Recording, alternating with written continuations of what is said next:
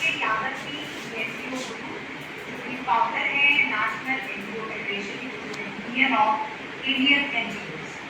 वो हमारे साथ आज जुड़े हैं इस मंच पर इस सेशन में, और हमारे साथ जुड़े हैं लीडर श्री सुशील गोयल जी जो पीसीसीआई के मैनेजिंग डायरेक्टर है, और सीईओ है पीसीसीआई की फाउंडर मिसेस दीक्षा गोयल। तो आप सभी विशेष अतिथिगण का इस सेशन में मैं स्वागत करती हूँ। इस शुभ दिन पर हमारे साथ यहाँ उपस्थित सभी लोगों का मैं तहे दिल से स्वागत करती हूँ। तो कार्यक्रम की शुरुआत करने से पहले आप सभी को बहुत बहुत वेलकम और आप सभी को बहुत बहुत स्वागत करती हूँ। और इसी खुशी के साथ, बहुत ही खुशी के साथ आइए हम सब मिलकर इस न्यू प्रोजेक्ट जन्मदिन की अनाउंसमेंट सेरेमनी की शुरुआत करें। आज का जो कार्यक्रम है पीसीसीआई और राष्ट्रीय एनजीओ महासंघ के कोलैबोरेशन में आयोजित किया गया है। और आज के सेशन में आपको मिलेगा एनजीओ डॉक्यूमेंटेशन, आपको बताया जाएगा कैसे नए एनजीओ अरेंज कर सकते हैं फंड्स और ग्रांट्स। उसके बाद एमओयू साइनिंग सेरेमनी होगी पीसीसीआई के साथ, और फिर आपको जो नया प्रोजेक्ट है जन्मदिन उसके बारे में आपको बताया जाएगा, इंट्रोड्यूस कराया जाएगा। उसके बाद हम चलेंगे ग्रांट डिस्ट्रीब्यूशन सेरेमनी की तरफ, और क्लोजिंग सेरेमनी के साथ सेशन का समापन। मतलब धन्यवाद व्यक्त करते हुए हम समापन समारोह के साथ समाप्त। आज यहाँ मुख्य स्पीकर के रूप में श्री एस.के. यादव जी एनजीओ गुरु को इनवाइट किया गया है, जो एनजीओ डॉक्यूमेंटेशन और एनजीओ कैसे फंड एंड ग्रांट अरेंज कर सकते हैं, यानी संस्थाओं को डॉक्यूमेंट बनाना और रख रखाव से संबंधित और फंड अरेंजमेंट से संबंधित आपको जानना। यहाँ मैं श्री एस.के. यादव जी से रिक्वेस्ट करूंगी कि वो हमें इस महत्वपूर्ण जानकारी के बारे में बताएं कि किस तरह से ये किया जाए। तो over to you Shri S K. Yadav ji. Thank you, ma'am, and thanks a lot for being with us. आज हमारे साथ इस कार्यक्रम में जुड़ी हुई सभी संस्थाओं को मैं सबसे पहले साधुवाद देना चाहूँगा जो आपने इतना समय निकाला। और अभी तक के हमारे जितने भी सेशंस रहे हैं वहाँ पर हम लोग डिस्कस करते रहे मोस्टली प्रोजेक्ट्स के बारे में कि कैसे कैसे हम प्रोजेक्ट्स को अप्लाई कर सकते हैं, किन प्रोजेक्ट्स की एलिजिबिलिटी मार्केट में अवेलेबल है, कौन कौन से CSR ग्रांट्स हमारे पास अवेलेबल है। लेकिन बहुत से हमारे मित्र ऐसे भी हैं जो अभी रिसेंटली एनजीओ की शुरुआत कर रहे हैं या फिर एनजीओ खोलना चाह रहे हैं। तो आज का जो सेशन है वो स्पेशली सभी एनजीओ के लिए, चाहे वो नई हो या पुरानी हो। आज हम दो ही टॉपिक्स पर डिस्कस करेंगे। सबसे पहला एनजीओ डॉक्यूमेंटेशन के ऊपर कि हमें एनजीओ के लिए कौन कौन से डॉक्यूमेंटेशंस कंपलसरी होते हैं, किस फ्लो में हमें डॉक्यूमेंटेशन चार्ट बनाना होता है, किस फ्लो में हमें डॉक्यूमेंटेशन जो है मेंटेन करने होते हैं। और सेकेंडली हम बात करने वाले हैं कि हमें नई अथवा पुरानी एनजीओ को फंड्स कहाँ से जनरेट होता है, हम किस माध्यम से जो है फंड्स अपना जो है कलेक्ट कर सकते हैं। तो चलिए मैं आपको अपनी स्क्रीन पर लेकर चलता हूँ और स्क्रीन के माध्यम से मैं आपको समझाने का प्रयास करता हूँ कि हमें किन किन डॉक्यूमेंटेशन की आवश्यकता होती है।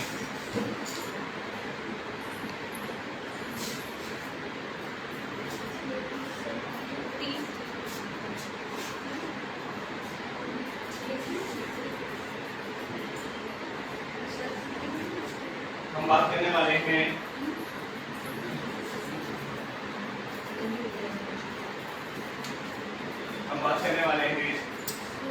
एनजीओ डॉक्यूमेंटेशन की।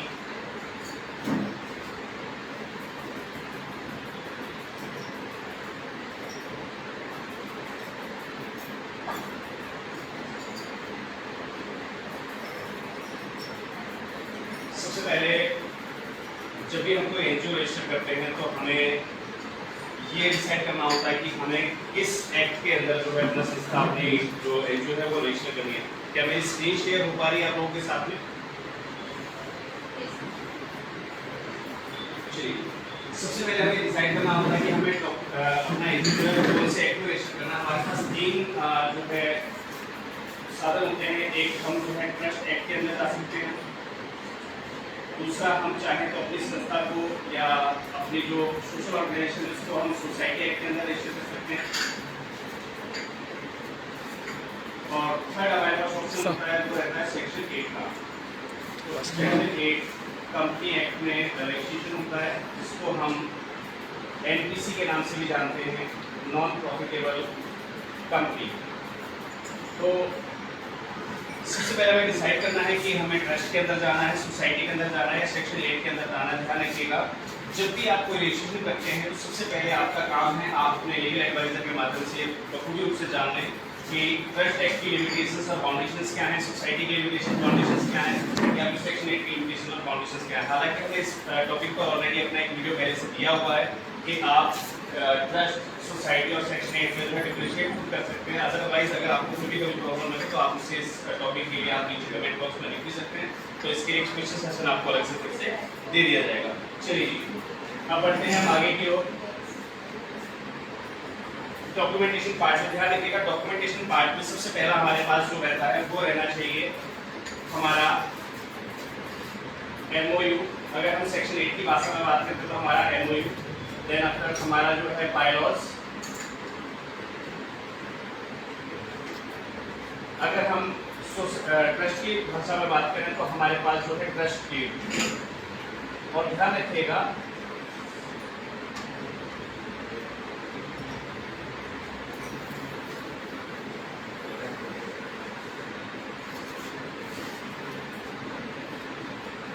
जब भी हम ये डॉक्यूमेंटेशन तैयार करते हैं, चाहे हमारा MOU हो सेक्शन 8 का, या हमारी सोसाइटी का बायलॉज हो, या फिर हमारी जो है ट्रस्ट डीड हो, ये तैयार करवाते समय हमें पूर्ण रूप से ध्यान रखना होता है कि हमें उसके अंदर सभी के सभी क्लॉज डालने होते हैं। और क्लॉज के साथ साथ हमारा CSR का जो क्लॉज होता है, शेड्यूल 7 ऑफ कंपनीज एक्ट 2013, इसका विशेष रूप से ध्यान रखना है कि उसके सभी क्लॉज को हम अपने जो है MOU डीड में या हमारे बायलॉज में हम साथ लेकर चलें, जो कि आगे भविष्य में आपको कभी भी कोई दिक्कत ना आए। नहीं तो हमने कई बार नोट डाउन किया है कि बहुत सारी ग्रांट्स ऐसी होती है जहाँ पर आपसे शेड्यूल 7 का सेक्शन पूछा जाता है, किस सेक्शन के अंदर कंपनीज एक्ट का कौन सा सेक्शन आपने जो है मेंशन किया हुआ आपके बायलॉज में। कई बार हमने जैसे पीछे ग्रांट्स जो है अप्लाई की थी, जैसे गरीबा मिलने की या अन्य चीज़ों की महिलाओं से संबंधित, तो वहाँ पर बाकायदा पूछा जाता है कि आपके बायलॉज में कहाँ पर मेंशन है कि आप जो है भिक्षावृत्ति के लिए काम करेंगे, आप जो है गरिमा गृह के लिए काम करेंगे, आप ट्रांसजेंडर्स के लिए वर्क करेंगे। तो वो पर्टिकुलर क्लॉजेस का आपको पूरी रूप से ध्यान रखना होता है कि हमें सभी क्लॉजेस अपने साथ में लेकर चलने होते हैं। यहाँ पर ध्यान दीजिएगा, रजिस्ट्रेशन होने के बाद आपका MOU जो तैयार हो जाता है, उसके बाद हमारा जो है रजिस्ट्रेशन प्रोसेस स्टार्ट होता है। आपके पास जो है रजिस्ट्रेशन सर्टिफिकेट होना चाहिए। जब आप अपना रजिस्ट्रेशन प्रोसेस कंप्लीट करते हैं तो इसी रजिस्ट्रेशन सर्टिफिकेट के साथ आपको दो चीज़ें मिलती हैं, एक NGO का पैन और एक पैन। काफ़ी सारी संस्थाओं के पास NGO का पैन है लेकिन पैन अवेलेबल नहीं है। ध्यान रखिएगा, जैसे हम पैन एप्लीकेशन करते हैं ऑनलाइन, वैसे ही आप पैन एप्लीकेशन भी कर सकते हैं। तो टैक्स असेसमेंट नंबर जो है हमारे पास पैन होना भी अनिवार्य है। इसको अगर आपकी संस्थाओं के पास कंप्लीट ना हो तो प्लीज़ इसको आप जो है कंप्लीट कर लीजिएगा।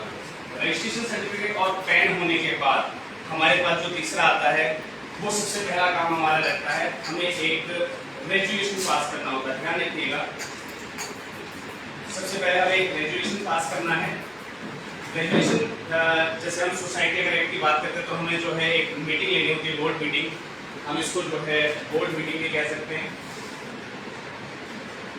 उस बोर्ड मीटिंग में हमें एक फैसला लेना होता है कि संस्था का, ट्रस्ट का या हमारी सोसाइटी का अकाउंट किस बैंक में होगा। वो रेजुलेशन पास होने के बाद जिस भी ब्रांच का नाम उसमें आप डालते हैं, जिस भी बैंक का नाम उसमें मेंशन करते हैं, वहाँ पर आपका जो है bank account opening process start होता है।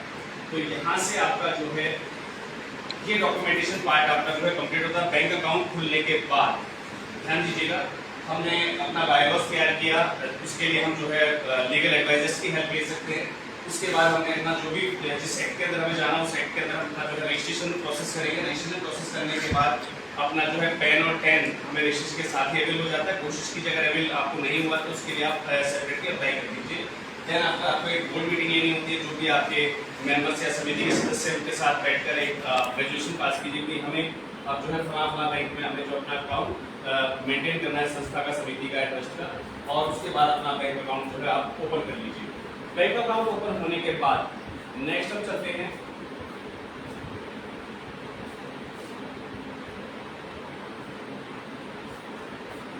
इसके बाद आपका जो सबसे बड़ा क्वेश्चन रहता है, जो आज के समय की सबसे मैंडेटरी चीज़ है, क्योंकि जब भी आप किसी भी ग्रांट के लिए अप्लाई करने के लिए जाएंगे तो आपके लिए कुछ चीज़ें विशेष रहेगी।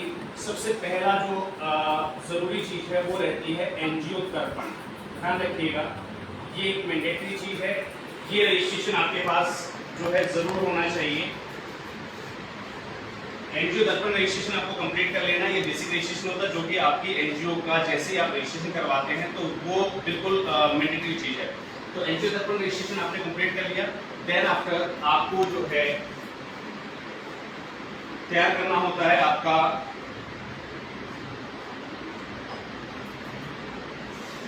एनजीओ दर्पण रजिस्ट्रेशन के बाद आप जो चाहें अपनी वेबसाइट के लिए आप जो है आपको अपनी वेबसाइट एक तैयार कर लीजिए, क्योंकि बहुत जगह जब हम ग्रांट्स वगैरह किसी भी चीज़ के बारे में जब जानकारी चाहते हैं तो हम हर व्यक्ति को अपना प्रोफाइल नहीं भेज सकते। हर व्यक्ति को हम जेपीजी या पीडीएफ फाइल्स भेजते रहे, वो अच्छा भी नहीं है। आप सबसे पहले अपना जो है एक वेबसाइट तैयार कर लीजिए। अगर जैसे भी कोई संस्था जब नहीं खुलती है तो ऑब्वियस सी बात है हमारे पास उतना डाटा नहीं होता है कंप्लीट करने के लिए कि हम वेबसाइट पर डाटा अपलोड कर सकें। तो आपका जो है ई विजिटिंग कार्ड, क्योंकि आजकल जो है विजिटिंग कार्ड का जमाना चला गया है, तो आप ई विजिटिंग कार्ड को जो है आप तैयार कीजिए अपना, और ई विजिटिंग कार्ड के माध्यम से आप अपने इससे भी अगर इंट्रोडक्शन आपसे कोई पूछता है आपके एनजीओ का, तो आप ई विजिटिंग कार्ड के माध्यम से अपनी संस्था को इंट्रोड्यूस करना स्टार्ट कीजिए।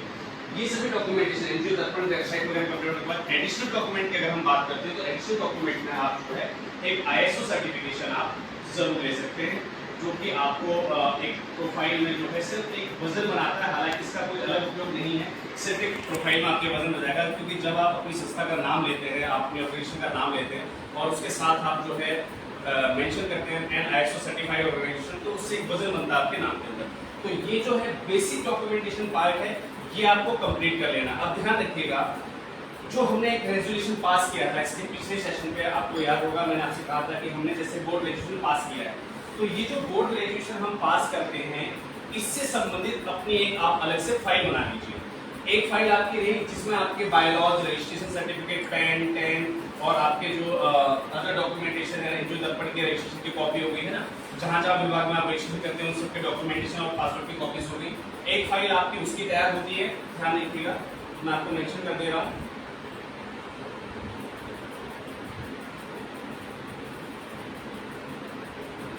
अब हम बात करते हैं कौन कौन सी फाइल्स तैयार करनी है।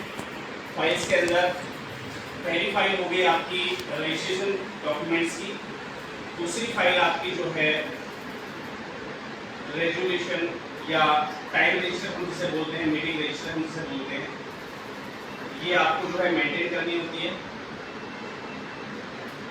तीसरी फाइल जो आपको मेंटेन करनी होती है, आप जो भी संस्था का काम कर रहे हैं उसके जो भी आपके क्रियाकलाप होते हैं, जो भी आपकी एक्टिविटीज होती हैं, उसके जो भी आप कोई प्रिंट निकालते हैं, फोटोज निकालते हैं या अखबारों में आपकी न्यूज़ वगैरह आती है, तो वो सारे के सभी के सभी जो आपकी न्यूज़ कटिंग्स हैं या आपकी जो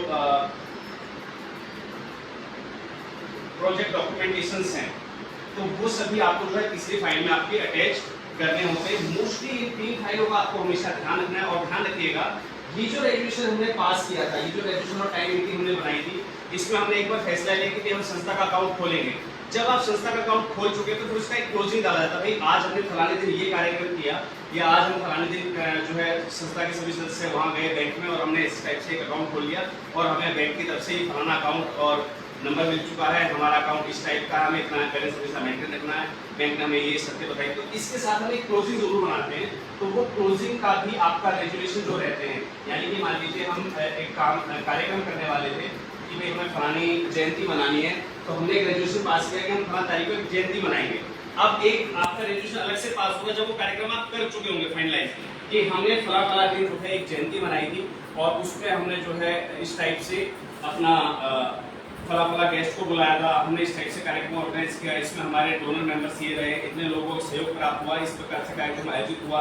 और उसकी जो भी कटिंग्स वगैरह होती है उसके साथ आप यहाँ भी इंक्लोज कर सकते हैं, इस रेजोल्यूशन के साथ भी इंक्लोज करते हैं, अदरवाइज हमने उसके लिए करेक्शन रजिस्टर आपको दिया हुआ है। तो न्यूज़ कॉलम्स को आपको यहाँ मेंटेन कर देना और आपको उस रेजोल्यूशन को आपको यहाँ पर मेंटेन कर देना। तो इस प्रकार से हम एनजीओ के डॉक्यूमेंटेशंस को मेंटेन करना बहुत ज़्यादा जरूरी है, क्योंकि सबसे बड़ी समस्या वहाँ आती है जब आपसे पूछा जाता है तभी अपने बारे में बताइए, तो आप अपने डॉक्यूमेंटेशन भेजना स्टार्ट कर देते हैं। ध्यान रखिएगा, जब आपसे पूछा जाए भी आपकी एनजीओ का प्रोफाइल क्या है, तो एनजीओ प्रोफाइल में सिर्फ और सिर्फ आपका एक्टिविटी प्रोफाइल आपको हमेशा मेंटेन करते रहना, यानी कि जो जो एक्टिविटीज आपने कर ली उनका एक एक्टिविटी प्रोफाइल मेंटेन करते हैं, वो आपको भेजना होगा, ना कि अपने डॉक्यूमेंट्स में।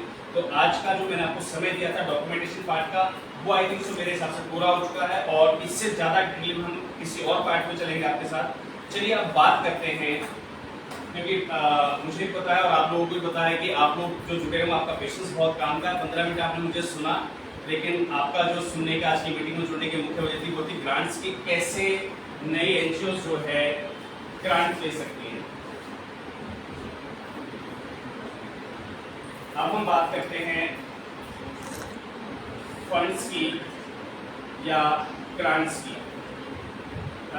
तो पार्टिसिपेंट्स ने रेज हैंड किए हैं। मैं आपसे अनुरोध करना चाहूँगा कि कमेंट बॉक्स में अगर आपका कोई सवाल है तो आप कमेंट बॉक्स में डाल दीजिएगा। मैं टीम से अनुरोध करूँगा अगर कोई सवाल हमारे पास आ रहा है तो आप जो है हमारे साथ बिल्कुल शेयर कर सकते हैं। मुझे कमेंट बॉक्स में आप बिल्कुल लिख सकते हैं कि आपका क्या सवाल है।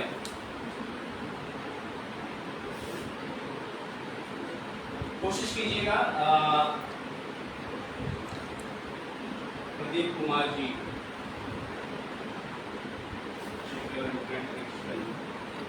कोई बात नहीं, आपकी क्वेरी जो है हमें जो है कमेंट बॉक्स में डाल दीजिएगा। मैं टीम से अनुरोध करूंगा कि आपको कमेंट बॉक्स में ही उसका जो है रिप्लाई मिल जाएगा, अदरवाइज हम इंडिविजुअली जो है आपको रिप्लाई भेजने का प्रयास जरूर करेंगे, क्योंकि अभी हमारे पास सेशन और टाइमिंग्स जो है लिमिटेड है और हमने इसमें ओपन सेशन नहीं दिया था कोई भी आपके FAQs का। तो मैं कोशिश करूँगा आपकी जो भी क्वेरीज रहेगी उनका रिप्लाई मैं आपको जो है पर्सनली व्हाट्सएप अपने ग्रुप में या फिर एक आपके जो जितने भी सवाल आएंगे आज के सेशन के उसके ऊपर एक अलग से वीडियो मैं आपको प्रोड्यूस कर दूंगा जिसमें आपके सभी सवालों के लाइव आंसर दिए जाएंगे। चलिए बात करते हैं हम फंड्स या ग्रांट की। सॉरी, नई संस्थाएं फंड्स और ग्रांट्स कैसे अरेंज कर सकती हैं। हमारे अंदर सबसे बड़ी चीज है इस एनजीओ सेक्टर की। इस एनजीओ सेक्टर के अंदर भ्रांतियां बहुत सारी हैं, जो है झूठी अफवाहें बहुत सारी हैं। सबसे पहली झूठी अफवाह क्या होती है कि आपकी संस्था 3 साल पुरानी होनी चाहिए कोई भी ग्रांट्स लेने के लिए, जो कि सबसे बड़ी अफवाह है। ऐसा कुछ नहीं है। आपकी संस्था अगर 3 दिन पहले ही रजिस्टर हुई है तो भी आप ग्रांट्स के लिए एलिजिबल हैं, बशर्ते आपको पता होना चाहिए कि मुझे किस माध्यम से ग्रांट चाहिए। सबसे पहले हम माध्यमों की बात कर लेते हैं कि हमारे पास ऐसी कोई भी लिमिटेशंस नहीं है कि 3 साल पुरानी एनजीओ होगी तो ही ग्रांट मिलेगी, बिल्कुल भी नहीं। आपको ग्रांट जो है तीसरे दिन से मिल सकती है, बशर्ते आपको ये पता होना चाहिए कि हमारे पास ग्रांट्स पाने के साधन कौन कौन से हैं। हम जब भी बात करते हैं नॉर्मली जब संस्थाओं के बीच में कोई डिस्कशन चलता है, बहुत सारे हमारे कलीग्स, हमारे बहुत सारे फ्रेंड सर्कल में कंसल्टेंट भी ऐसे हैं जिनको मैंने काफ़ी बार लाइव सुना है और वो कहते हैं कि भाई हमारे पास 2 ही स्ट्रक्चर होते हैं। एक हमारे पास होता है इंस्टीट्यूशनल ग्रांट,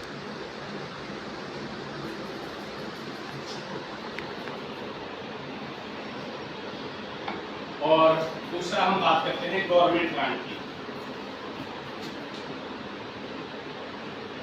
ध्यान रखिएगा, इंस्टीट्यूशनल ग्रांट यानी कि जो हम अदर एनजीओ से प्रोजेक्ट लेते हैं या कंपनी से हम CSR लेते हैं तो हमारे पास सिर्फ एक वो फंडिंग का ऑप्शन होता है, दूसरा फंडिंग का ऑप्शन होता है गवर्नमेंट ग्रांट का, जबकि ऐसा बिल्कुल भी नहीं है। मैं आपको बताना चाहूँगा कि हमारे पास देखा जाए तो मैं आपको वैसे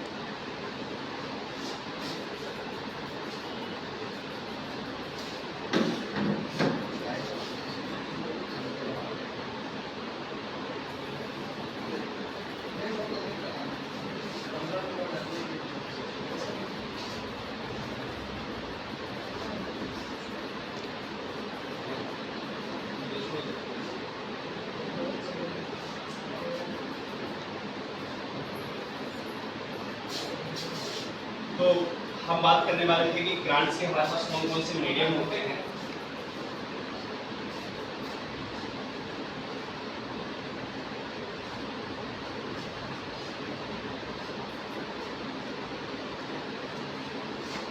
हमारे पास कौन कौन से मीडियम्स होते हैं ग्रांट्स लेने के लिए। सबसे पहले हम बात करते हैं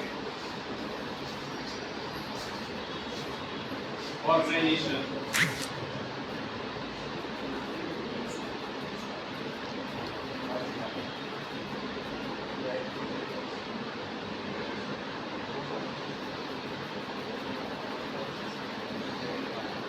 दूसरा हमारे पास विकल्प होता है CSR ग्रांट। ऑर्गेनाइजेशन ग्रांट हमारी वो होती है जो हम मदर एनजीओ से जो स्प्लिट प्रोजेक्ट लेते हैं, यानी कि किसी मदर एनजीओ ने कोई प्रोजेक्ट लिया हुआ है और हम उनके प्रोजेक्ट पे वर्क कर रहे हैं, तो वो ऑर्गेनाइजेशन ग्रांट के अंदर आती है। सेकेंड ऑप्शन जो हमारे पास होता है, मोस्टली हम लोग इसके अप्लाई करते रहते हैं CSR ग्रांट के लिए, जो कि हमें कंपनी से, प्राइवेट कंपनी, इंस्टीट्यूशन से प्राप्त होती है। तीसरा हमारे पास जो है गवर्नमेंट ग्रांट्स आती हैं। बहुत सारे हमारे व्यूअर्स से सवाल रहते थे कि सर आपके पास ये गवर्नमेंट ग्रांट की इन्फॉर्मेशन कहाँ से आती है, तो मैंने आपको बताया था कि एनजीओ दर्पण पोर्टल पर अप्लाई ग्रांट का ऑप्शन होता है। उस अप्लाई ग्रांट के ऑप्शन में जो लगभग 33 आपको जो है डिफरेंट डिपार्टमेंट्स दिए हुए हैं, वहां से आप उनको सर्च कर सकते हैं। अदरवाइज आप जो है उसके साथ में एक ऑप्शन और दिया हुआ है अदर जो है रिलेटेड बॉडीज, तो उन बॉडीज पर भी आप जो है कांटेक्ट कर सकते हैं। वहां से भी आप जो है लगभग वहां पर 77 आपको जो है इंस्टीट्यूट दिए हुए हैं कि जो डिफरेंट गवर्नमेंट बॉडीज हमारे साथ इंटरेक्टेड होती है या मिनिस्ट्री के साथ इंटरेक्टेड होती है, तो उनको भी आपको जो है सर्च करना होता है। तो ये तीन तो जो है सर्वोपरि है, जो सबको पता होते हैं, लेकिन इसके अलावा भी बहुत सारे ग्रांट्स के माध्यम होते हैं जो इससे जानकारी के अभाव में हम लोग वंचित रहते हैं, और शायद यही कारण होता है कि नई संस्थाओं को जो है ग्रांट नहीं मिल पाती है। अब इन नए साधनों की अगर मैं बात करूं कि जिनके माध्यम से नई संस्थाएं ग्रांट ले सकती हैं, अगर उनकी मैं बात करूं तो सबसे पहला जो आता है हमारे पास वो रहता है पब्लिक फंड।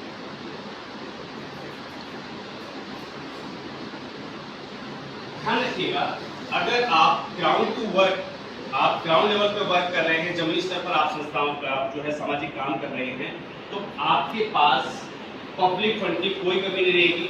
काफी संस्थाएं हमसे कहती है कि सर हम पिछले कई सालों से काम कर रहे हैं लेकिन पब्लिक या जन सामान्य हमें डोनेशन नहीं देता है। देखिए, डोनेशन वो आपको घर आकर नहीं देंगे, उसके लिए आपको एक मेथोडोलॉजी तैयार करनी होती है। जब भी आप कोई कार्यक्रम करते हैं, जैसे आपने देखा होगा बहुत सारे ग्रुप्स होते हैं, जब वो कोई माता पूजन करते हैं या किसी प्रकार का इवेंट ऑर्गेनाइज करते हैं, तो वो अपनी एक रसीद छपवा लेते हैं, डोनेशन स्लिप छपवा लेते हैं, और उनकी टीम जो है घर घर जाती है वहाँ के नॉन पर्सन्स को लेकर और लोगों से जो है उस कार्यक्रम के लिए सहयोग करने की अपील करती है। तो वही एक पैटर्न, वो एक मेथोडोलॉजी आपको अपनानी पड़ेगी। जब तक वो मेथोडोलॉजी आप नहीं अपनाएंगे तब तक आप पब्लिक फंड नहीं ले सकते हैं। इसी पब्लिक फंड के अंदर दूसरा जो रूप होता है वो आता है हमारे पास क्राउड फंडिंग का। ध्यान रखिएगा, क्राउड फंडिंग का जो ऑप्शन रहता है उसके अंदर क्या रहता है, ये सिमिलर होता है पब्लिक फंड की तरह ही, लेकिन यहाँ पर क्या रहता है कि यहाँ पर पब्लिक ने जब आपको फंड दिया तो उसकी आपके प्रति कोई इंटेंशन नहीं थी अलग से, यानी कि कोई रिटर्न की उम्मीद नहीं थी। क्राउड फंडिंग के अंदर क्या होता है कि हम अपने हर प्रत्येक डोनर को कुछ ना कुछ एडवांस में हम जो है वादा देते हैं कि भाई हम भविष्य में आपके लिए ये योजनाएं लेकर आएंगे, या कई बार क्या होता है हम संस्था की अपनी एक मेंबरशिप दे देते हैं कि भाई आप अगर हमें फंडिंग दे रहे हैं या डोनेशन दे रहे हैं तो हम आपको अपनी एक मेंबरशिप दे रहे हैं, इसके माध्यम से आप हमारे डिफरेंट प्रोग्राम्स में जुड़ सकते हैं, आप डिफरेंट योजनाओं का आप लाभ ले सकते हैं, या हमारे डिफरेंट जो हम स्कीम्स लेंगे उसमें भी आप जो अपने आप को फ्री एनरोल कर सकेंगे अगर आप हमारे डोनर मेंबर बनते हैं। तो जाहिर सी बात है, हमने उनको जो लालच दिया है, हमने उनको जो वादे दिए हैं, हमने उनको जो प्रॉमिस टू पे किया है, ध्यान रखिएगा ये हमेशा चलता है प्रॉमिस टू पे पर। तो हमने जो उनसे प्रॉमिस टू पे किया है, यानी कि भविष्य में हम उनको ये सुविधाएं देने वाले हैं, भविष्य में उनको ये लाभ देने वाले हैं, इस मेथोडोलॉजी पर डिपेंड करता है आपकी क्राउड फंडिंग। यानी कि इस माध्यम से क्या होता है कि व्यक्ति आपको खुद तो डोनेशन देता ही देता है, लेकिन आगे वो और लोगों को भी जो है इंकरेज करता है कि वो आपकी संस्था में आए और डोनेशन दें। तीसरा जो हमारे पास रहता है पीयर टू पीयर,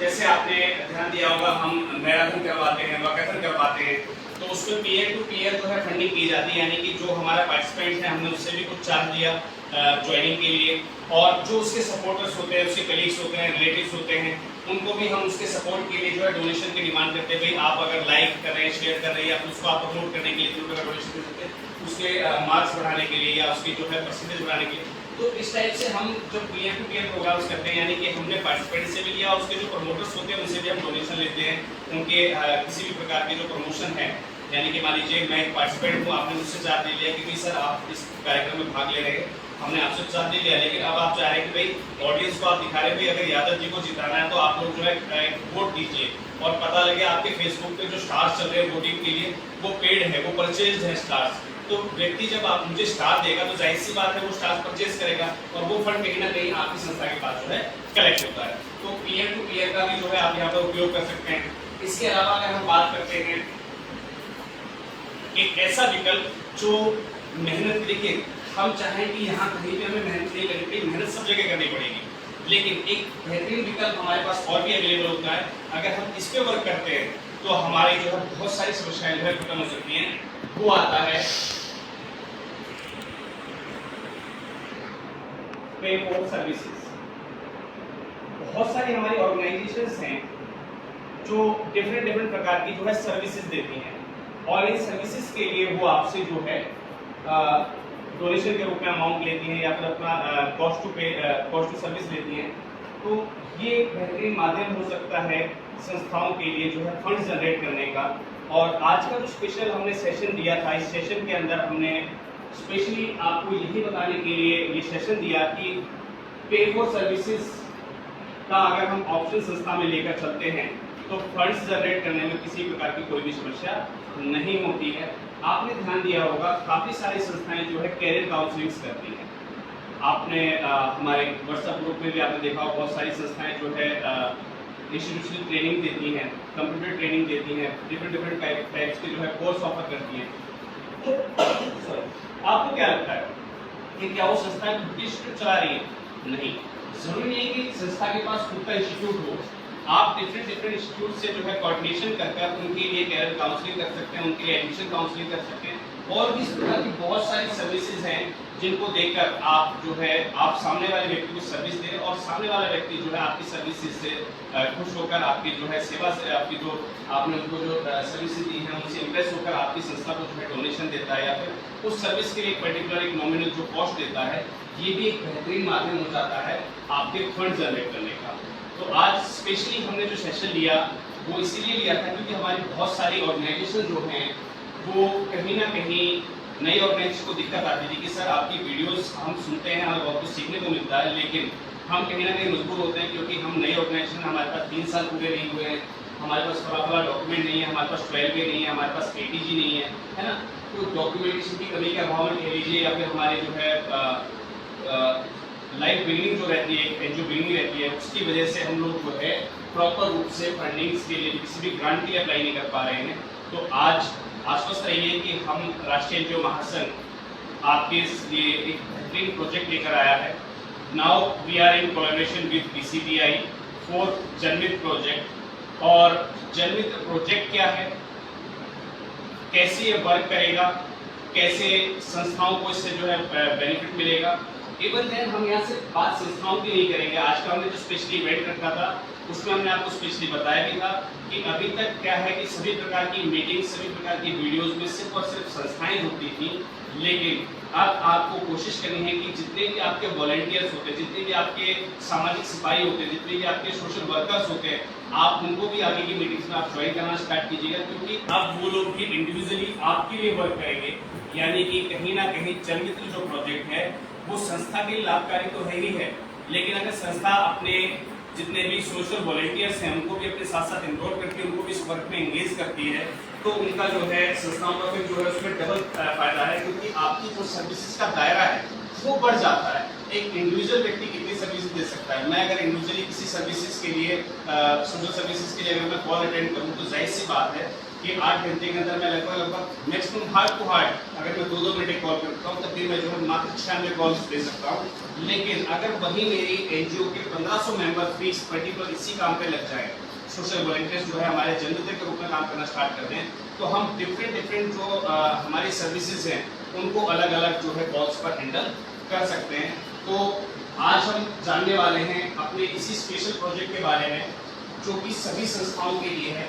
आपको इसमें स्पेशली किसी अलग डॉक्यूमेंटेशन की आवश्यकता नहीं है। मैंने जो बेसिक डॉक्यूमेंट आपको बताए थे कि संस्था का आपका रजिस्ट्रेशन होना चाहिए, आपकी संस्था का आपके पास पैन कार्ड होना चाहिए, जो भी वॉलंटरी मेंबर जो जनमित्र के साथ जुड़ना चाह रहा है या इस प्रोजेक्ट में वर्क करना चाह रहा है ऑथराइज्ड रिप्रेजेंटेटिव के रूप में, उसके अपने जो KYC डॉक्यूमेंट्स होते हैं, Aadhaar card, PAN card, mail ID, mobile number, ये डॉक्यूमेंटेशन आपके पास जो है होने चाहिए। तो कोई भी व्यक्ति जो है हमारे इस नए जनमित्र प्रोजेक्ट के लिए अपने आप को एनरोल कर सकता है।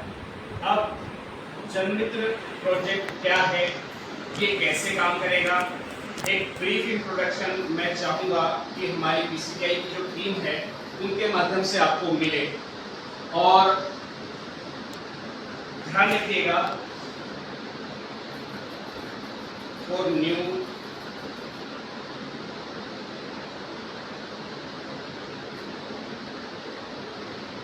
और ओल्ड एनजीओस, सभी नई और पुरानी संस्थाएं जो है जनमित्र प्रोजेक्ट में हमारे साथ जो है वर्क कर सकती है, जिसके लिए राष्ट्रीय एनजीओ महासंघ अब कोलैबोरेट कर चुका है पीसीबीआई के साथ में, और हम जनमित्र प्रोजेक्ट को जो है ऑल ओवर इंडिया लॉन्च करने जा रहे हैं। इसीलिए आज हमने देश भर की संस्थाओं को आमंत्रित किया था कि वो इस मीटिंग के लिए जुड़े। मैं अब हमारी जो टेक्निकल टीम है उनको हैंडओवर करना चाहूँगा प्रियंका जी के पास। तो मैं अनुरोध करूँगा प्रियंका मैम से कि अब वो आगे जो है हमारी ऑडियंस को डायरेक्ट करें कि जनमित्र प्रोजेक्ट क्या है, कैसे संस्थाओं के लिए जो है ये बेनिफिशियल रहेगा। और ध्यान रखिएगा, आपकी संस्था के लिए बेनिफिशियल तभी कोई चीज़ हो पाती है जब आपके जितने भी सोशल वॉलेंटियर्स हैं। देखिए, सामाजिक भावना जब व्यक्ति एक संस्था खोलता है तो सामाजिक भावना उस व्यक्ति के अंदर होती है। अगर मैं सामाजिक भावना के साथ संस्था खोल के बैठा हूँ, जरूरी नहीं कि मेरे सारे वॉलंटियर्स जो है सामाजिक भावना के साथ मेरे साथ काम करेंगे। उनका घर है, उनका परिवार है, दो पैसे की उनको रिक्वायरमेंट भी होती है, तो कहीं ना कहीं हम अपनी सोशल सर्विसेज में उन वॉलंटियर्स का गला ना घोटें। तो हमारे सोशल वॉलंटियर्स जो है बेहतरीन तरीके से जो एक अच्छी इनकम जनरेट कर सकते हैं, आपसे बहुत अच्छा कमा भी सकते हैं एक तरीके से, मान लीजिए। और संस्था अगर आपकी इस टाइप की सर्विसेज अपने वॉलंटियर्स के माध्यम से दे रही है तो ये सारी सर्विसेज कहीं ना कहीं आपके ग्राउंड लेवल पर बहुत उपयोगी हो जाती हैं। यानी क्राउड को कि वो आपको जो है फंड्स दे, आपको जो है डोनेशन ज़्यादा से ज़्यादा मिले। तो मैं अब प्रियंका नरोरा मैम को जो है डायरेक्ट करता हूँ, मैं रेफर करता हूँ। मैम प्लीज़ आप सेशन संभालिए और हमारे जो ऑडियंस हैं, हमारे जो एनजीओस हैं, उनको बताइए कि कैसे जो है जनमित्र प्रोजेक्ट लाभकारी है। सर धन्यवाद, आपका बहुत बहुत शुक्रिया, आपका बहुत बहुत धन्यवाद सर इतनी सारी महत्वपूर्ण जानकारी के लिए।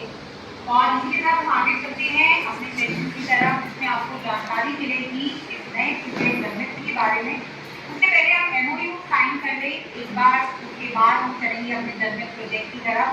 जैसा कि हम जानते हैं, कम ही काफ़ी नहीं है आसमानों के लिए, कम ही काफ़ी नहीं है आसमानों के लिए, हौसला भी चाहिए ऊंची उड़ानों के लिए। तो आइए अब समय है ऊंची उड़ान भरने का। राष्ट्रीय एनजीओ महासंघ के फाउंडर श्री एस.के. यादव जी और पीसीबीआई के डायरेक्टर मिस्टर अनिल अग्रवाल जी एमओयू साइन करेंगे। और मैंने आप दोनों महानुभाव से आग्रह करूँगी कि आप इस कार्य को पूरा करें। और इसके बाद हम चलेंगे इस जनमित्र प्रोजेक्ट के जानकारी की तरफ। Over to studio.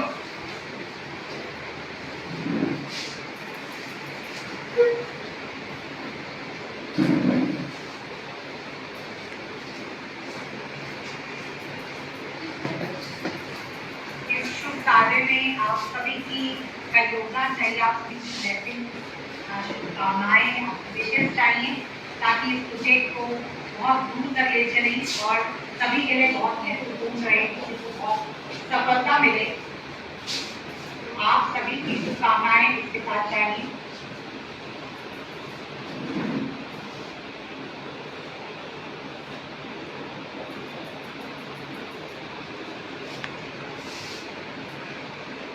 वीडियो से आप देख पा रहे हैं कि साइन हो रहा है और जल्द ही साइन होने के बाद ये पंख लग जाएंगे आसमानों के लिए और हौसला मिलेगा ऊंची उड़ानों के लिए। आप सभी का बहुत बहुत धन्यवाद जो इतनी सारी बधाइयाँ और शुभकामनाएं दे रहे हैं। आप सभी का बहुत बहुत शुक्रिया करेंगे। पूरी टीम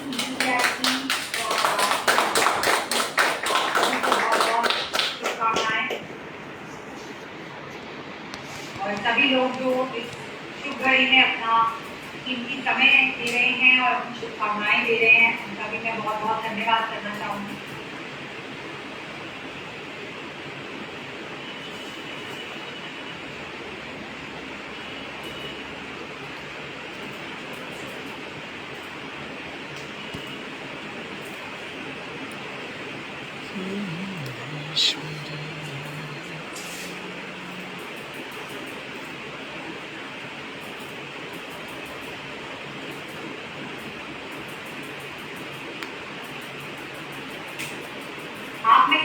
सारे लोग हैंड रेज कर रहे हैं, आपके जो भी सवाल होंगे हम ज़रूर लेंगे इस सेशन के अंत में। विलास जी हैं टेक्निकल एजुकेशन पे, कुछ लोगों ने हैंड रेज किया हुआ है। आपके जो सवाल हैं या तो आप चैट बॉक्स में डाल सकते हैं। आपको बहुत बहुत धन्यवाद आप लोगों को, मान साहब जिन्होंने ये साइन किया और इस हौसले को उड़ान दी है, तो बहुत बहुत धन्यवाद आप सभी लोगों का, और आपको बहुत बहुत मुबारकबाद सभी लोगों को। इस शुभ घड़ी में हम सब आगे चलते हैं और जानेंगे अब जन्मदिन के बारे में। इस जन्मदिन क्या है, इस प्रोजेक्ट में कैसे फायदा होने वाला है। राष्ट्रीय एनजीओ महासंघ के माध्यम से इस जन्मदिन प्रोजेक्ट से जुड़ रहे हैं, मुझे बहुत से फायदे मिलेंगे जहाँ संस्थाएं खुद भी काम कर सकेंगी और वॉलंटियर्स को भी इनकम का सोर्स दे सकेंगी। तो आइए जानते हैं मूल प्रोजेक्ट जन्मदिन के बारे में, जो हमारे साथ जुड़ी हैं डॉक्टर शिंजनी, जो PCCI में सीनियर मैनेजर की पोस्ट पर काम करते हैं, वो हमें बताएंगी इस प्रोजेक्ट के बारे में। तो डॉक्टर शिंजनी, मैं आपसे रिक्वेस्ट करूँगी, निवेदन है कि इस प्रोजेक्ट को हमें विस्तार में बताएं, इसमें क्या है और कैसे फायदा होता है। धन्यवाद प्रियंका जी, और बहुत बहुत बधाई है PCCI को और इसके अवसर को जिसके बीच में एमओयू साइन हुआ है। Thank you so much. और मुझे लगता है कि देश को एक नए आयाम तक ले जाने के लिए ये शायद एमओयू साइन हुआ है। तो हम लोग चलिए जानते हैं कि जनमित्र है क्या, और इसका जो टैगलाइन है वो है जनमित्र बनो उन्नति करो। तो इसीलिए मैं ये कहना चाहती हूँ कि बहुत फेमस जॉन एफ कैनेडी के प्रेसिडेंट अमेरिका के, उन्होंने कहा है कि ये मत पूछो कि देश आपके लिए क्या करेगा, ये पूछो आप देश के लिए क्या करेंगे। मुझे ऐसा लग रहा है कि छोटे बड़ी बात हो रही है, मगर फिर भी इतने बड़े बड़े एनजीओ हमारे साथ जुड़े हुए हैं और आप ऑलरेडी इतने अच्छे काम कर रहे हैं देश के लिए। तो एक परियोजना की जो इंट्रोडक्शन है उसको देने के लिए मुझे बुलाया गया है। तो ये जो प्रोजेक्ट है इसका नाम है जनमित्र। तो जन का मतलब होता है लोग, हिंदी का शब्द है, और मित्र है जो दोस्त। तो हम इसके द्वारा बहुत सारी सर्विसेज, बहुत सारी सेवाएं लोगों तक पहुंचा सकते हैं। किस तरह से पहुंचा सकते हैं ये मैं आपको बताऊंगी। तो इसी शब्द से हुआ है जन मित्र, यानी कि हम लोगों के मित्र बने। अब किस तरह से हम लोगों के मित्र बन सकते हैं, इसके पहले कि हम ये भी बताना चाहते हैं कि क्या क्या इसमें जरूरत है किसी को भी जन मित्र बनने के लिए। इसमें कोई भी एकेडमिक क्वालिफिकेशन की जरूरत नहीं है कि 10th पास ही होना चाहिए या 12वीं कक्षा पास ही होना चाहिए या एजुकेटेड होना चाहिए।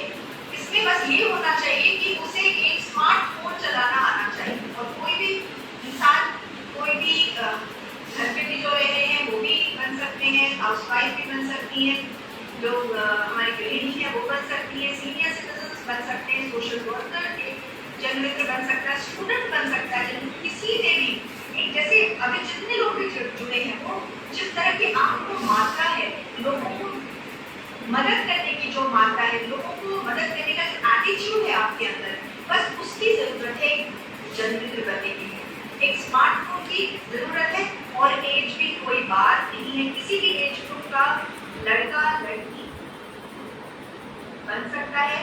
और जो इसकी खूबसूरती है जनमित्र की वो है उसकी सर्विसेज। तो मैं यहाँ बताना चाहूँगी कि क्या क्या सर्विसेज, क्या क्या सेवाएं हम उपलब्ध करा सकते हैं। तो इसमें बेसिकली क्या है कि लोगों से कनेक्ट होना है, जो आप लोगों को बखूबी मालूम है। और इसमें बहुत सारे इंसेंटिव्स भी हैं जो कि हम लोग आने वाले जब डिटेल ट्रेनिंग हम देंगे लोकेशन के बारे में तब हम बताएंगे। इसमें जो बेसिक जो बात है, उल्टी आ रही है, उल्टा करिए ये कौन सा फेसबुक है, किसका फेसबुक नहीं उनको सपोर्ट दे सकते हैं, ट्यूटोरियल दे सकते हैं, उनको हम गाइड कर सकते हैं, उनको हम ये बता सकते हैं। बहुत सारे लोग कंफ्यूज होते हैं कि उनको क्या करना चाहिए, क्या नहीं करना चाहिए। तो इस तरह की जो काउंसलिंग होती है, करियर काउंसलिंग होती है, ये सारी उससे रोटेशन से तो कोई दिक्कत नहीं होनी चाहिए, वो तो वहीं से साइन होगा। बड़ी एंटरप्रेन्योर्स हैं, उनको नहीं मालूम है उनको किस तरह से एक बिजनेस स्टार्ट करना है। मन है कि छोटे पैसे के साथ एक बिजनेस स्टार्ट करे, व्यापार स्टार्ट करे, मगर हो सकता है वो एमएसएमई स्टार्ट करना चाहते हैं, मगर वो नहीं जानते कि वो कैसे करें। तो इसके बारे में भी हम उनको सलाह मशविरा दे सकते हैं। और एक और चीज़ है, हम स्कूल लेवल पे जैसे बहुत सारे बच्चे हैं, हमारे गांव में स्कूल्स हैं, हमारे कस्बों में स्कूल्स हैं, जहाँ पे बहुत आप लोगों को भी मालूम, आप लोग तो बड़े ही विजिट करते हैं उस तरह के स्कूल्स हैं। ये सारे स्कूल्स जो मिशनरी स्कूल्स नहीं होते, बहुत हाईली एजुकेटेड टीचर्स से नहीं आते, मतलब टीचर्स होते हैं बस उनको पढ़ाने का मन नहीं आता है बहुत बार, या जो पढ़ा रहे होते हैं आपने ऑब्जर्व किया होगा गाँव में, वो गलत पढ़ा रहे होते हैं। तो इस तरह से बच्चों को बहुत बड़ा नुकसान होता है। सिक्किम में भी ऐसा कुछ हुआ है जहाँ पे हम लोगों ने उनको वहाँ के लोगों को ट्रेन करके उन लोगों को स्पेशल क्लासेस कराए। तो इसी तरह का कुछ हम मेंटोरिंग जनमित्र के भी कर सकते हैं। बहुत सारे स्कूल्स के बच्चे हमारे साथ ऑनलाइन जुड़ करके हमारा जो जनमित्र के थ्रू वो एक हेल्प ले सकते हैं, जैसे कहते हैं रिमेडियल क्लासेस ले सकते हैं। किसी भी तरह के किसी भी सब्जेक्ट में कोई भी प्रॉब्लम है उनको, तो स्कूल जुड़ सकते हैं, उनके स्टूडेंट्स हमारे साथ जुड़ सकते हैं। अगर स्कूल चाहते हैं कि हम एक व्यक्ति के लिए आपके कोई स्किल डेवलपमेंट की कोर्स भी हो, वो भी हम कर सकते हैं। और ये सारा कुछ जनमित्र के थ्रू हो सकता है, क्योंकि पीसीजीआई के पास एक बहुत ही बढ़िया फैकल्टी है, एक बहुत ही क्वालिफाइड फैकल्टी है, जो कि जिसमें मैक्सिमम लोग पीएचडी भी हैं। और तो उनकी मदद से हम ये हमारे जो जनमित्र योजना बनाने का मकसद ही यही है कि लोगों की ये मदद स्क्रीन करना, देखियो कहाँ पे? लोगों तक कहाँ चला रहा है? सर्विसेज को लोगों फेसबुक पे तक है ही नहीं आ रहा कुछ। चाहे वो स्कूल हो, चाहे वो सामने बड़े देखना बच्चे स्क्रीन पे हो, फेसबुक कहाँ है? जिनको समझ नहीं आ रहा है कि उनको क्या करना चाहिए, करियर करना चाहिए। तो ये सारी सामने फेसबुक कहाँ है? स्क्रीन पे तो उसमें कहीं फेसबुक लाइव नहीं है इसमें। लाइव है सर, लोगों का व्यू कर रहा है योजना का इस प्रोजेक्ट का मूल ये है अच्छा भाई, जो हमारे स्वास्थ्य संबंधी सेवाएं हैं लाइव हो सर में। बहुत ज़्यादा जिंदगी में हम लोगों की भूले व्यूअर्स भी है। कहानी नहीं, मेरा फ़ोन सीधा है सर। जिस तरह से कैमरा मेरा आपका डॉक्टर्स नहीं पहुंच पा रहे थे, जो लोग पहुंच भी पा रहे थे, जो डॉक्टर उनके पास नहीं आना चाह रहे थे, लोग जो लाशों के पास भी नहीं आना चाह रहे थे, तो इस तरह की जो समस्या हुई है, तो ये हम लोगों को जागरूक किया है कि इस तरह की बात हम लोगों को पहले से तैनात होना चाहिए कि अब अगर कोई भी इस तरह की बीमारी आती है तो हम पहले से अपने को इक्विप करें, अपने को स्किल करें कि हम एक टेलीमेडिसिन पोर्टल के द्वारा बिना डॉक्टर के शारीरिक संपर्क पास में फिजिकल पास में आए हुए ही हम डॉक्टर के सलाह मशवरा ले सकते हैं। अपने को भी हम इक्विप कर सकते हैं, जैसे हम किस तरह से एक थर्मोमीटर किस तरह से चलाना चाहिए, या हम ब्लड प्रेशर कैसे लें, क्या होना चाहिए ब्लड प्रेशर, क्या टेम्परेचर होना चाहिए, क्या हमारे शुगर लेवल होना चाहिए। इस तरह की जो बातें हैं वो लोग कॉमन मैन जो है, आम आदमी है, उसको नहीं पता है, पर जनमित्र के द्वारा हम ये सारी बातें जा सकते हैं।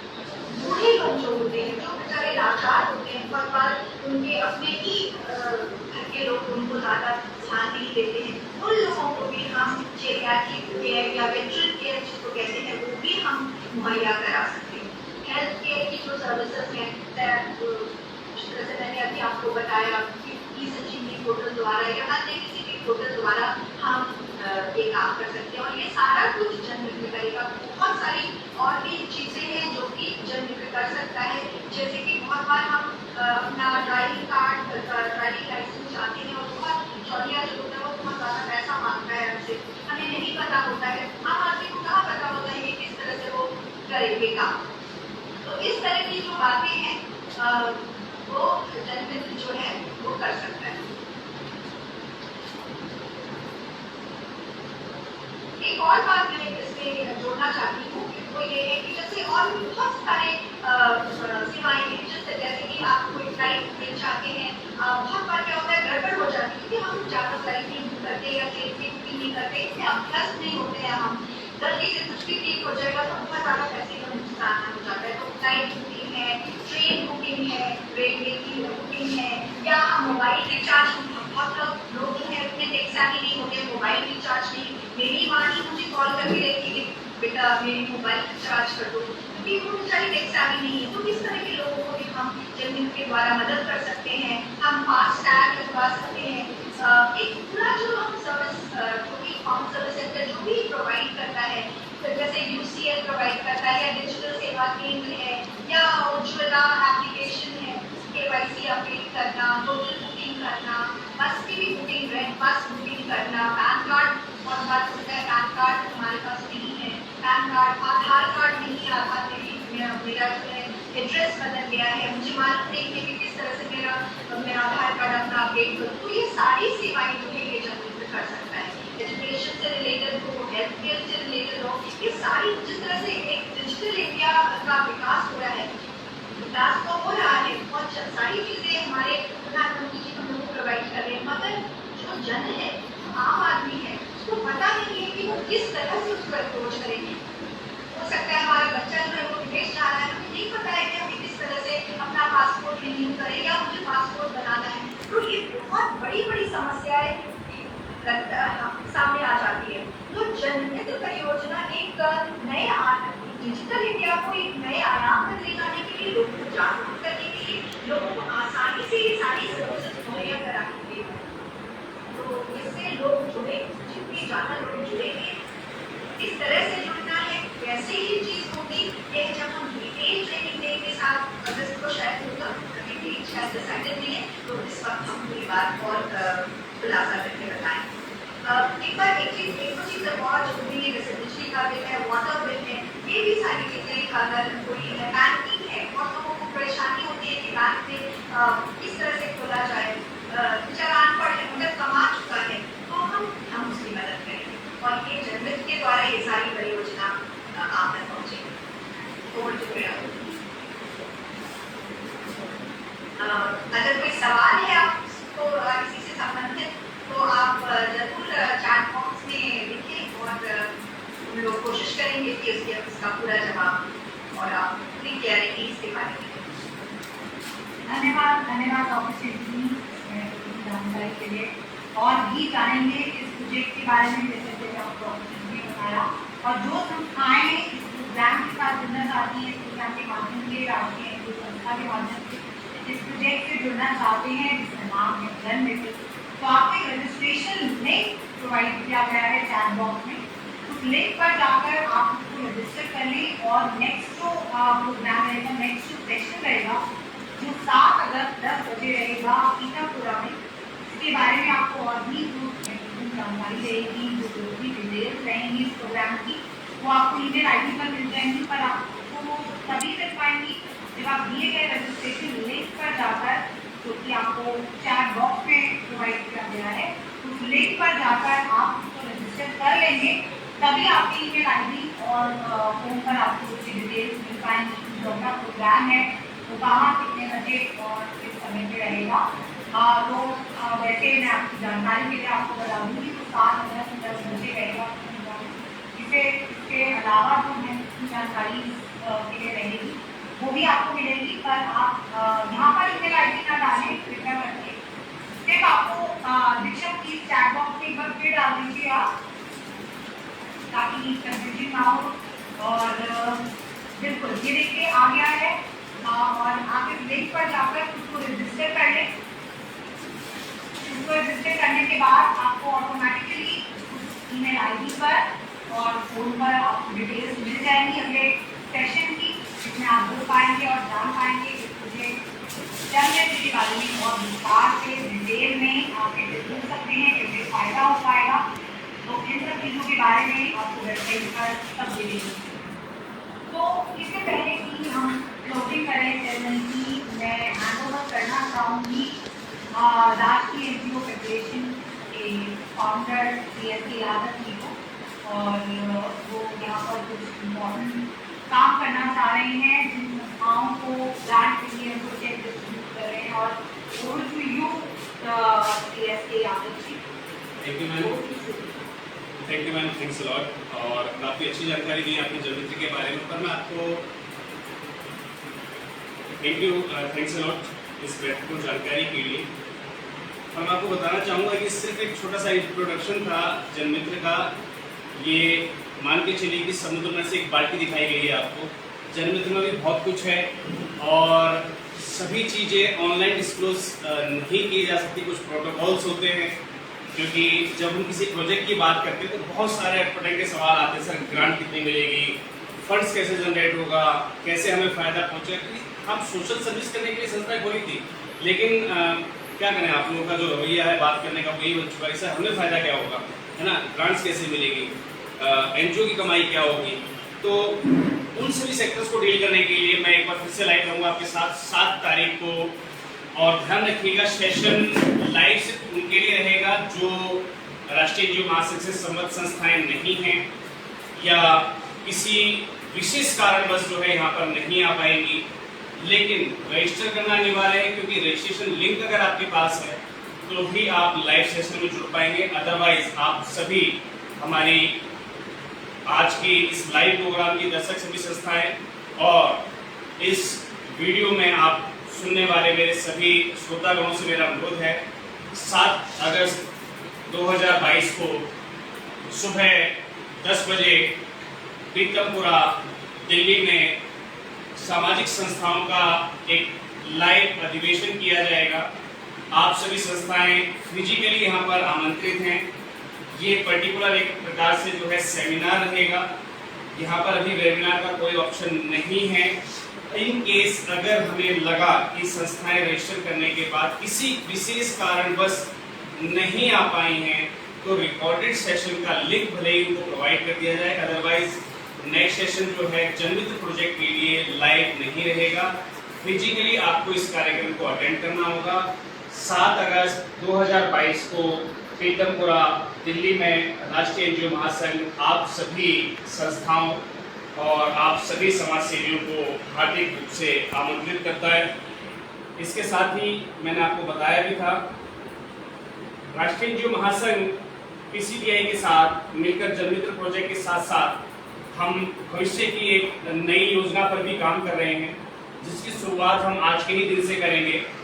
आपको याद होगा कि हमारे जितने भी व्हाट्सएप ग्रुप से लगभग 166 ग्रुपों में हमने आप लोगों से कहा था कि जितनी भी संबद्ध संस्थाएं हैं वो आप लोग अपनी लोगो, आपका जो है डायरेक्टर की फोटोग्राफ्स, आपकी मेल आईडी, आपकी वेबसाइट डिटेल्स वगैरह ये हमें प्रोवाइड करते हैं। और मैंने आपको कई बार समझाया भी है कि एक्टिव ऑर्गेनाइजेशन बनिए, क्योंकि अगर आप एक्टिव हैं तो आप मैसेजेस को ध्यान से पढ़ पाएंगे और समय पर योजनाओं का लाभ भी ले पाएंगे।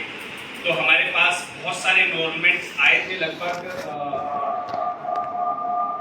काफ़ी सारी संस्थाओं ने जो है अपने आप को एनरोल किया है और उन सभी संस्थाओं के लिए हमने ग्रांट एप्लीकेशन जो राष्ट्रीय एनजीओ महासंघ से अब संस्थाओं को डायरेक्टली दी जाएगी विदाउट एनी मीडिएटर, उसके लिए कल की डेट में 7 आवेदन सबमिट कर दिए गए हैं। और इससे पहले मैंने आप लोगों से वादा किया था कि राष्ट्रीय एनजीओ महासंघ के 3 साल पूरे होने के बाद हम अपनी संस्थाओं को जो है फिजिकल ग्रांट सेविल कराने का जो है पूरा प्रयास करेंगे। और इसी प्रयास में मैंने कुछ नहीं किया है, ध्यान रखिएगा, सब आप लोगों की मेहनत है, क्योंकि आप लोग जब एक्टिव रहते हैं तो कहीं ना कहीं हमारे पास नए नए आइडियाज़ आते हैं आपको नई नई ग्रांट्स के बारे में बताने के लिए, और डिफरेंट इन्फॉर्मेशन हम लोग अपने चैनल पर लेकर आते हैं जिसके माध्यम से आप लोग खुद अप्लाई करते हैं। तो इसमें मेरा सिर्फ योगदान इतना ही है कि मैंने आपको सिर्फ रास्ता दिखाया, चले आपने मेहनत आपने की है और उसी मेहनत का फल हमारे सामने है। हमने लास्ट जो है आपको याद होगा राष्ट्रीय एनजीओ महासंघ की ओर से डिफरेंट प्रोजेक्ट्स अप्लाई किए गए थे, जिसमें हमने ₹510 में ₹510 ओनली चार्जेस के साथ जो है CSR प्रोजेक्ट सबमिट करवाए थे, जिनमें हमारी एक संस्था है अनमोल रतन वेलफेयर फाउंडेशन, उनको एक बेहतरीन जो है ग्रांट रिसीव हुई है। ग्रांट कितने की है और संस्था को वो कैसे रिसीव हुई, इस बारे में संस्था संचालक या उनके जो भी सहकर्मी हमारे पास मौजूद हुए आए हैं इस कार्यक्रम में, वही आपको बताएंगे। लेकिन मैं उस चेक डिस्ट्रीब्यूशन के लिए इनवाइट करना चाहूँगा स्टेज पर पीसीटीआई के डायरेक्टर मिस्टर अनिल अग्रवाल जी को। सर आप प्लीज जो है स्टेज पर पधारें और अनमोल रतन वेलफेयर फाउंडेशन से जो हमारे पास रिप्रेजेंटेटिव अवेलेबल हैं उनको मैं इनवाइट करना चाहूँगा स्टेज पर कि आप जो है स्टेज पर आइए।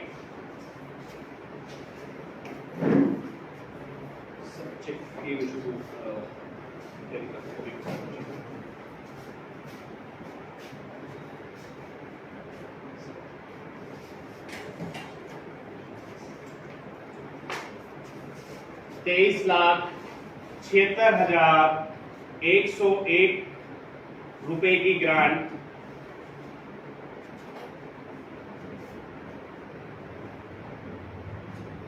बहुत ही बेहतरीन। और ध्यान रखिएगा ये आपकी मेहनत का फल है, ग्रांट आपने अप्लाई की है, संस्था आप चला रहे हैं, सामाजिक काम आप कर रहे हैं, सिर्फ ये है कि आप एक जागरूक श्रोता कह लीजिए, आप जागरूक हमारे व्यूअर्स कह लीजिए, हमारे जागरूक सब्सक्राइबर कह लीजिए, या फिर हमारे जागरूक संस्था कह लीजिए, उसके रूप में आपने काम किया और डिफरेंट जो है ग्रांट्स के लिए अप्लाई किया और आपकी मेहनत का फल आज आपके सामने है। और मैं आपसे वादा करता हूं कि हर हफ्ते, क्योंकि मेरे पास, मैं कल भी जब बात कर रहा था, मेरे पास फ़ोन आया, आप सभी जानते होंगे हमारे बहुत अच्छे और बहुत प्यारे एक्टिव मेंबर हैं डॉक्टर शिवलाल सिंह, लखनऊ उत्तर प्रदेश से। कल उनसे मेरी बात हुई थी तो उन्होंने मुझे बताया कि सर मैंने फलाना प्रोजेक्ट एक अप्लाई किया था। Thank you sir, thanks a lot, और आपको शुभकामनाएं। मैं एक मिनट में आपको फिर से इन्वाइट करना चाहूँगा इसके बारे में बताने के लिए कि आपने कैसे इसको जो है अचीव किया। तो डॉक्टर शिवलाल सिंह जी से मेरी कल रात को भी बात हुई थी, उन्होंने मुझे बताया कि यादव जी ऐसे ऐसे आपने जो हमने ग्रांट अप्लाई की थी और हमारे लगभग 3 मीटिंग्स हो चुकी है फाइनल, और जहाँ तक उम्मीद है इसी मंथ के लास्ट तक जो है हमारा वो ग्रांट भी फाइनल हो जाएगा।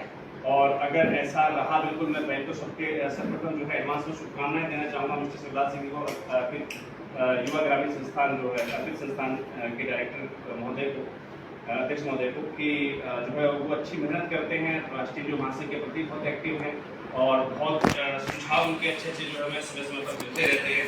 तो डॉक्टर शिवलाल सिंह जी अगर हमारे साथ अभी लाइव जुड़े हुए तो मैं आपको सबसे पहले से शुभकामनाएं देना चाहूँगा और उम्मीद करना चाहूँगा कि नेक्स्ट टाइम हमारे साथ इस सेशन में आप भी अवेलेबल हों, क्योंकि जब आपको ग्रांट मिले तो मैं चाहूँगा कि हमारे कोई भी माननीय अध्यक्ष, हमारे कोई मुख्य अतिथि के माध्यम से आपको जो है वो चेक डिस्ट्रीब्यूशन करवाया जाए। तो देखिए, ध्यान रखिएगा, हमारे द्वारा कंप्लीट इन्फॉर्मेशन ग्रांट कैसे अप्लाई करते हैं पूरी वीडियो जो है बनाकर दी जाती है। जितनी देर में मैं एक वीडियो बनाता हूँ दोस्तों, याद रखिएगा, मैं अपने समय में जो है लगभग 5, 6, 7 संस्थाओं की ग्रांट एप्लीकेशन कर सकता हूँ, लेकिन उसके बावजूद भी वीडियो बनाने का पर्पस हमारा ये होता है कि आप लोग कंसल्टेंट से बचें। एक एनजीओ जब प्रोजेक्ट अप्लाई करती है तो एक प्रोजेक्ट अप्लाई करने के लिए अमूमन जो है कंसल्टेंट 10 से 15,000 रुपये चार्जेज आपसे ले लेते हैं। ध्यान रखिएगा, जो लोग आपके सामाजिक कार्यों को देखकर आपको डोनेशन देते हैं, क्योंकि संस्थाओं के पास कोई अलग से सोर्स ऑफ इनकम नहीं होता है, कहीं ना कहीं डोनेशंस के माध्यम से आप लोग वर्क कर रहे थे और लोगों के दिए गए पैसे को जो उन्होंने दिया था किसी गरीब के पेट में भोजन के लिए और वो चला गया किसी कंसल्टेंट के पेट में, है ना, तो कहीं ना कहीं आप उस बात के भागीदार ना बने और आपका पैसा जो है सेव हो सके, इसलिए हम लोग ये वीडियोज़ बनाते हैं कि आप लोग खुद देख कर जो है अप्लाई करते हैं। और मैंने आपको कई बार बताया, अगर आपको कहीं भी किसी प्रकार की दिक्कत आती है, टेक्निकल टीम आपके साथ अवेलेबल है, एक कॉल पर हम आपको रिस्पॉन्ड करते हैं। इवन देन बहुत सारी संस्थाएं जो इस समय मैं जानता हूँ, क्योंकि जो संस्थाएं हमारे साथ एक्टिव है वही इस समय लाइव भी जुड़ी होंगी। सभी संस्थाएं जो आज लाइव जुड़ी हुई इस बात की गवाह है कि अगर आपने मुझे रात में 2 बजे फ़ोन किया है तो आपका फ़ोन 1 दिन पर उठा है। तो हम अपनी टेक्निकल टीम के साथ आपके साथ 24/7 अवेलेबल हैं। फिर आपको दिक्कत कहाँ आ रही है? सबसे बड़ी चीज़ ये है कि हम थोड़ी सी लापरवाही करते हैं, हम थोड़ा सा अपना समय बचाते हैं, थोड़ा सा अपना डाटा बचाते हैं। समय हम बचाने की कोशिश करते हैं कि हम वीडियो स्किप करके देखते हैं, डाटा हम बचाते हैं कि चलो यार मेन पार्ट देख लो कि कहाँ पर लिंक दिया हुआ, बस लिंक लिया और हम खुद करने बैठे। हमने ये नहीं देखा कि वीडियो में वहाँ क्या बारीकियाँ बताई गई, और कहीं ना कहीं हम उन बारीकियों को छोड़ जाते हैं, और उन्हीं बारीकियों को छोड़ने की वजह से हम ग्रांट तो अप्लाई कर देते हैं लेकिन हमारा शेड्यूल नहीं। मुझे अनुमोदन वेलफेयर फाउंडेशन का बखूबी याद है, जब इनके पास लगभग आज से 45 दिन पहले जब इनके पास नोटिफिकेशन आया था, एक फीडबैक रिस्पॉन्स आया था, उन्होंने इमीडिएटली मुझे कॉन्टैक्ट किया। हमारी टीम से जो है हमारे सीए साहब भी गए थे, हमारे जो प्रोजेक्ट मैनेजर हैं वो भी गए थे साथ में, और बाकायदा टीम में जाकर इंट्रोड्यूस करके आए थे पूरे प्रोजेक्ट को। लगभग 3 बार उन्होंने प्रोजेक्ट फाइल को जो है सुधरवाया था, और 3 बार प्रोजेक्ट फाइल सुधारने के बाद हम जो है ग्रांट मिली थी। हालांकि ग्रांट आज से 4 दिन पहले क्रेडिट हो चुकी है अकाउंट में। बाकी सिर्फ ये है कि आप लोगों को बताने के लिए कि मेहनत आप करेंगे उसका फल जरूर मिलेगा, और एकदम हताश नहीं होगा। याद रखिएगा, ग्रांट प्रोसेस होता है वो एक टाइम टेकिंग प्रोसेस है, समय जरूर लगता है, लेकिन अगर आप वाकई में रियलिटी में जो है ग्राउंड पर वर्क कर रहे हैं तो आप किसी भी अधिकारी की हिम्मत नहीं है कि वो आपकी फाइल को रोक दे। और सबसे बड़ी चीज़ होती है, जहाँ राष्ट्रीय जो महासंघ का रेफरेंस लेटर आपकी संस्था के एप्लीकेशन के साथ लगा होता है तो वहाँ आपकी फाइल रुकने का सवाल ही पैदा नहीं होता। बशर्ते आप अगर महासंघ के साथ एक्टिव हैं तो ही राष्ट्रीय जो महासंघ आपको जो है रेफरेंस लेटर आपकी किसी भी प्रोजेक्ट के लिए प्रोवाइड करता है। तो चलिए मैं एक बार इन्वाइट करना चाहूँगा अनुमोदन वेलफेयर फाउंडेशन से कि सीमा जी, एक बार आप आइए और बताइए कि ये ग्रांट आपको कैसे मिली और कैसे आप जो है इसको अचीव कर पाए। एक्चुअली आज संस्था के डायरेक्टर को किसी अधिक खराब होने की वजह से कहीं जाना पड़ा, तो उन्होंने अपने कलीग को भेजा हुआ है और शायद वो काम बोलने में समझ भी ना हो पाए। कोई सर, जैसा आपका एक्सपीरियंस हो please. Welcome two stage.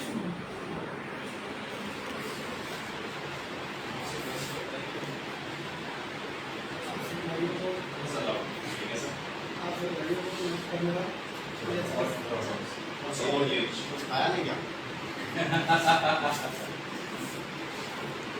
3 lakh के चेक के बाद तो जो है अनम्यूट कर दिया। आप सब भाइयों को नमस्कार मेरा। इसलिए हमें सब की बहुत बहुत हमारे लिए कृपा रहेगी और हम जो भी काम कर रहे हैं बहुत ही एक्चुअल काम कर रहे हैं, किसी के सुनने या जानने से नहीं, और अच्छी तरह काम कर रहे हैं मन लगा के।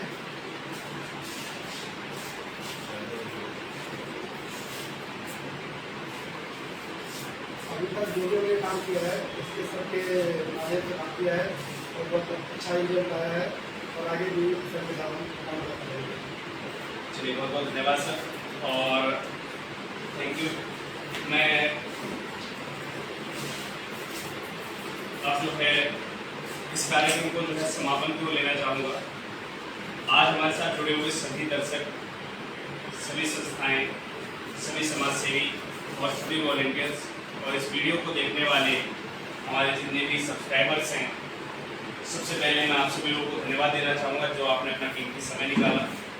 और याद रखिएगा आज के कार्यक्रम का विशेष यही है कि हमारे नए प्रोजेक्ट जनमित्र की लॉन्चिंग 7 अगस्त 2022 को दिल्ली पीतमपुरा में होने जा रही है।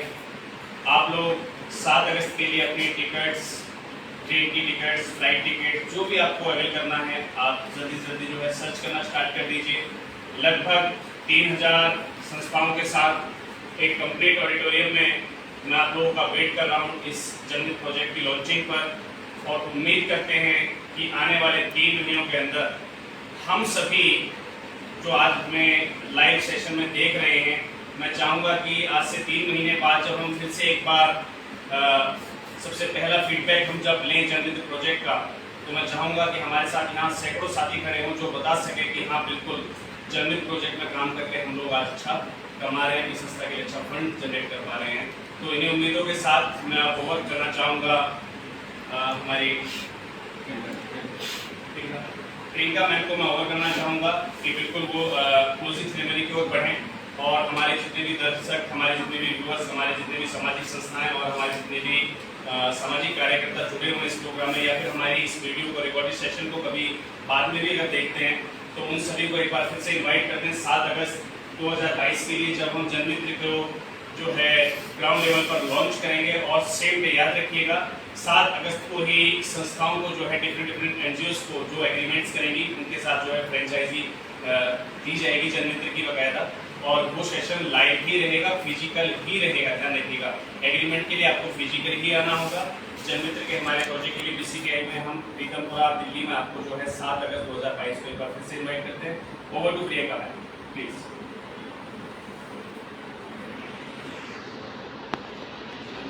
हमने जान ही लिया है कि 10 तारीख जरूर पहुंचे। 10 बजे आप जरूर पहुंचे। 7 अगस्त को आप 10 बजे जरूर पहुंचे इस सेरेमनी में, इसमें आपको पूरी जानकारी दी जाएगी।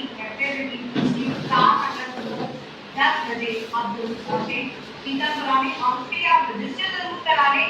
जो आपको दिया गया है रजिस्ट्रेशन लिंक चैट बॉक्स में फिर से डाल दिया गया है, क्योंकि आपको तभी मिल पाएगा ईमेल आईडी पर उसका एड्रेस जब आप खुद को पहले रजिस्टर करें। तो जब आप इस जो आपको लिंक दिया है अगर आप उसको रजिस्टर करेंगे तभी आपके पास ईमेल आईडी पर आपको जो वेन्यू की डिटेल्स होंगी या डेट की डिटेल्स होंगी वो आपको सभी मिल जाएगी। इसलिए मैं आप सभी से गुजारिश करूँगी कि प्लीज़ इस लिंक पर जाकर खुद को रजिस्टर जरूर करें ताकि आप 7 अगस्त के इस महत्वपूर्ण कार्यक्रम में जरूर पहुंच पाएं। तो इसी के साथ चलते हैं अपने कार्यक्रम की समाप्ति की तरफ। चलता रहूंगा रास्ते पर चलने में माहिर बन जाऊंगा, चलता रहूंगा रास्ते पर चलने में माहिर बन जाऊंगा, या तो मुझे मंजिल मिलेगी या मैं अच्छा बन सकूंगा। तो चलते हैं आगे जिंदगी की तरफ, कुछ ना कुछ तो जरूर मिलेगा, या तो मंजिल मिल जाएगी या तो आप सभी से रिक्वेस्ट करूंगी कि प्लीज उसको रजिस्टर करें और इसी के साथ क्लोजिंग सेरेमनी की तरफ चलते हैं, जहाँ मैं सभी लोगों को आज इस कार्यक्रम में शामिल होने के लिए धन्यवाद देना चाहूंगी। और हमारे साथ जुड़े NGO sir Shri S K. Yadav ji और श्री अनिल अग्रवाल जी जो डायरेक्टर है PCTI में, इस समारोह में आकर आपने हमें विदा किया और आपका तहे दिल से धन्यवाद देना चाहूंगी कि इतना कीमती समय निकालकर आपने इस समारोह में 4 चांद लगाए। And heartfelt gratitude and thanks everyone जो भी यहाँ मौजूद लोग हैं, सोशल सेक्टर के एनजीओ से या कोई इंडिविजुअल्स हैं, हाउस वाइफ स्टूडेंट्स, सभी लोग जिन्होंने भी इस कार्यक्रम को आज अटेंड किया, इसमें शामिल होकर उन्होंने कीमती समय दिया और जो हमारे साथ जुड़े हैं, आज हमारे साथ जुड़े हैं इस कार्यक्रम में और अपने ऑनलाइन से जो जुड़े हैं उनका भी मैं धन्यवाद देना चाहूँगी और उनके लिए भी मैं आभार व्यक्त करना चाहूँगी। तो उनको बहुत बहुत धन्यवाद है कि शुभ अवसर को सफल बनाया आपने समय लेकर। तो आज शुभ अवसर में जिन लोगों ने काम किया और उनको भी मैं धन्यवाद देना चाहूँगी, सभी कार्यकर्ताओं को जिन्होंने इस समारोह को सफल बनाने में अपना योगदान दिया और सभी के लिए मैं आभारी हूँ जिनकी मेहनत से ये सफल हो पाया ये प्रोग्राम। तो सभी लोगों को एक बार फिर तहे दिल से धन्यवाद और आप जरूर जुड़िएगा साथ को जन्मदिन के कार्यक्रम में जिसमें आपको विस्तार से डिटेल दी जाएगी। तो उससे पहले रजिस्ट्रेशन लिंक जरूर क्लिक करके अपनी डिटेल्स भर दीजिए और इसी के साथ आप सभी का बहुत बहुत धन्यवाद। आपको लिंक एक बार फिर दे दिया गया है, प्लीज जरूर लिंक को नोट कर लें ताकि आप अपने आप को रजिस्टर कर पाएं और आपको इस कार्यक्रम की डिटेल्स ईमेल आईडी पर मिल जाए। और इसी के साथ हम कार्यक्रम की समाप्ति करें। धन्यवाद।